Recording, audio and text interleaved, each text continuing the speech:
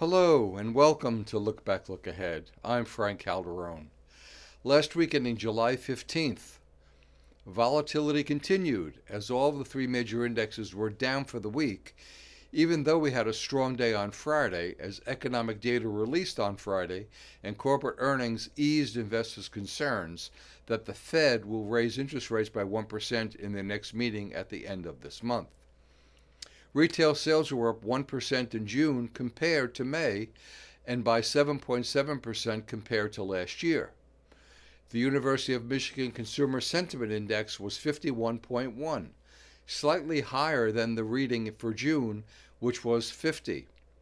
This number, however, is still near an all-time low. Earlier in the week, we got the Consumer Price Index, which came in for June at 9.1% year over year, up from 8.6% in May, the highest reading in a bit more than 40 years. The price of gas has increased close to 60% since last June. The Producer Price Index, up 1.1% in June, shows a very high increase in the prices of final demand goods due to a very large increase in energy goods prices, up 10% in June versus an increase of 4.6% in May. All this underscoring the effects of June's increase in oil and gasoline prices. And initial jobless claims increased by 9,000 during the week ending July 9th to 244,000.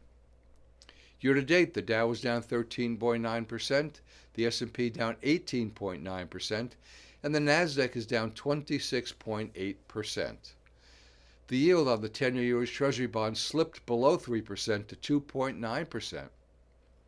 Oil closed at $102.25 a barrel. Gold closed at $1,702.60 an ounce, with silver closing at $18.54 an ounce as the metals continue to fall in price. For this week of July 18th, on Monday, we'll get the Home Builders Index. Tuesday, building permits and housing starts will be reported. Wednesday, we'll get existing home sales. Thursday, initial and continuing jobless claims, the Philly Fed Manufacturing Index, and the leading economic indicators will be reported. And on Friday, the S&P Global U.S. Manufacturing Index and the S&P Global U.S. Services Index all will be reported.